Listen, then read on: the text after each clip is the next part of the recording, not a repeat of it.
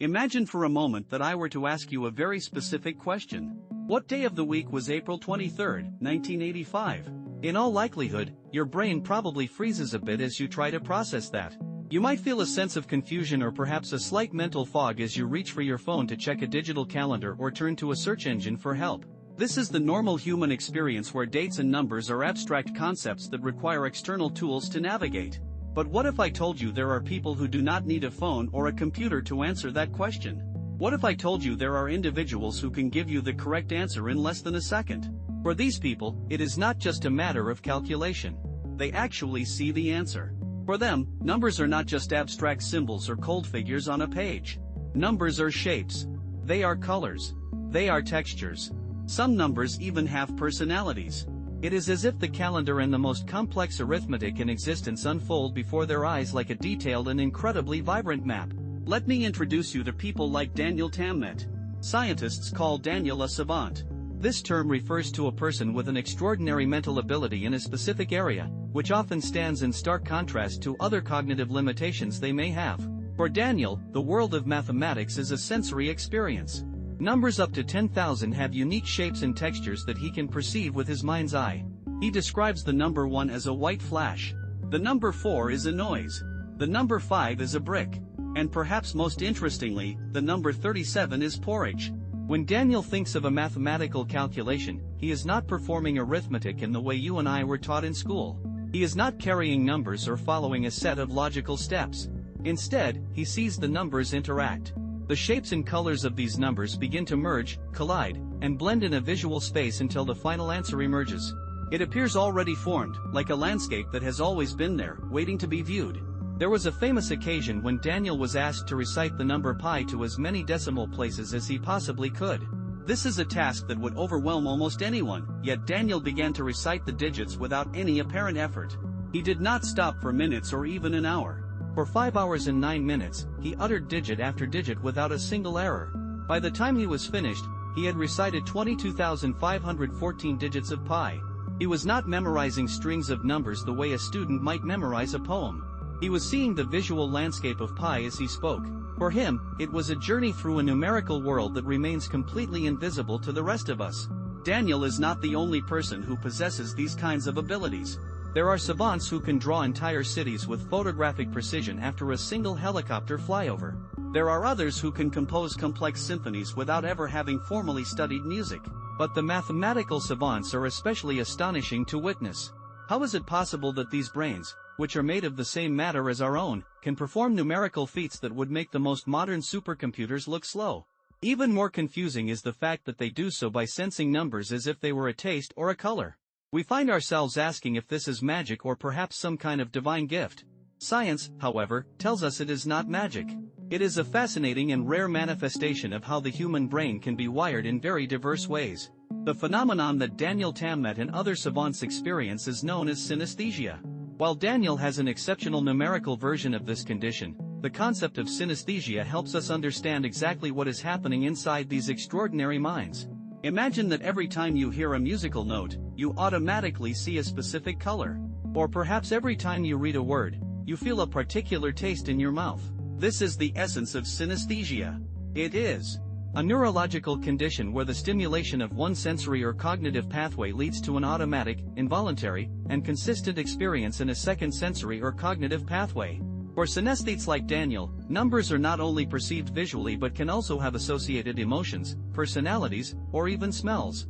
He perceives the number 9 as being large and kind. To him, the number 8 is a bit arrogant, while the number 11 is friendly.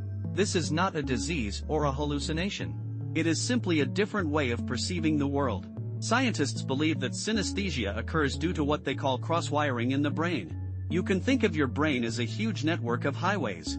Normally, the sight highway leads to the visual processing center and the sound highway leads to the auditory center. In the brains of synesthetes, some of these highways have unexpected exits or bridges that connect routes that are usually separate. For example, the area of the brain that processes numbers, known as the fusiform gyrus, might have unusually strong connections with the area that processes color. Therefore, when a person sees a number, their brain immediately and simultaneously sees a color. Daniel Tammet's synesthesia is particularly special because his perceptions provide him with a deep intuition about the properties of numbers. For instance, he perceives prime numbers, which are those that can only be divided by themselves and 1, as having irregular and granular shapes. In contrast, composite numbers, which have more divisors, appear to him as smoother and rounder. It is as if Daniel's brain has an internal sensor for the primality of a number. For most people, determining if a large number is prime requires complex calculations, but for Daniel, he simply looks at the shape. Savants are often described as islands of genius in a sea of cognitive challenges.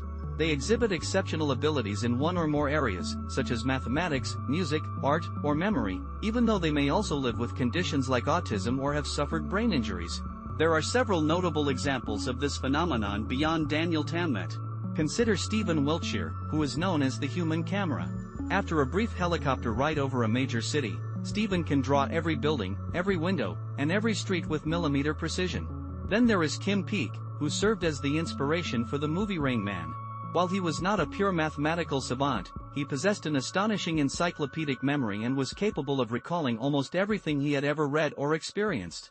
We also have historical figures like Jedediah Buxton, an 18th-century mathematical savant.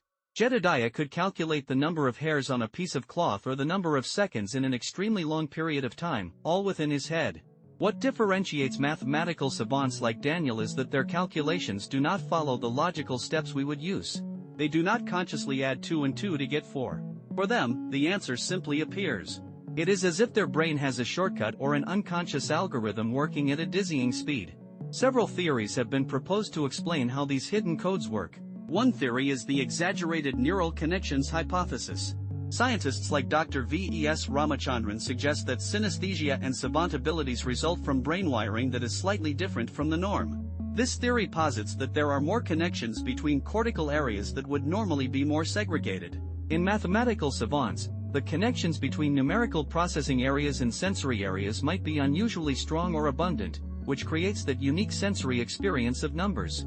Another intriguing theory is the right hemisphere disinhibition theory, proposed by Dr. Darrell Treffert.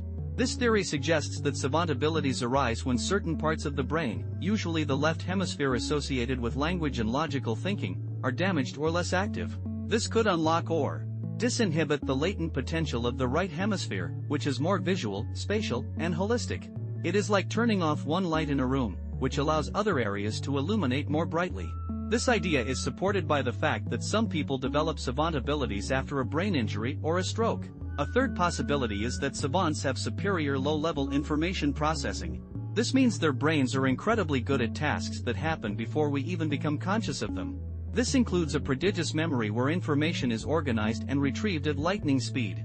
It also includes an incredible capacity for pattern recognition, allowing them to detect regularities in data that are too subtle for others to see. Furthermore, their attention to detail is often exceptional, allowing them to focus on micro-details and analyze them with extreme intensity. For a mathematical savant, this could mean that their brain processes the relationships between numbers at a speed and depth that we cannot imagine. They reach solutions almost instantly through a kind of intuition that is built upon massive amounts of unconscious processing.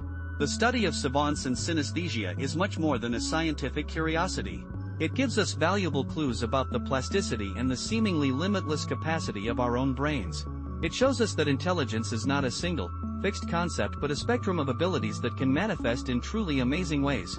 When we consider how our brain, that complex jumble of neurons and connections, is capable of constructing such a rich and diverse reality, we begin to see the potential in everyone. For some people, that reality includes seeing a prime number as a rough and particular shape or seeing a date on a calendar as a color that unfolds instantly. They are not doing math in the way we were taught in a classroom. They are perceiving math as if it were just another sense, like sight or touch. We are left to wonder if we might one day understand the brain well enough to unlock these abilities in others. It is a fascinating question that challenges our understanding of human potential. Perhaps it is not about everyone becoming a savant, but rather about understanding that our brains already possess incredible potential. There are many different ways to think and many different ways to feel the world around us. These numerical carbon geniuses serve as a reminder that in the vastness of the human mind, there are always more hidden codes left to discover and more ways to perceive the beauty of the universe. If you enjoyed this journey into the hidden wonders of the human brain, please make sure to subscribe to the channel for more explorations into the mysteries of science and the mind. For more information, visit minrora.com.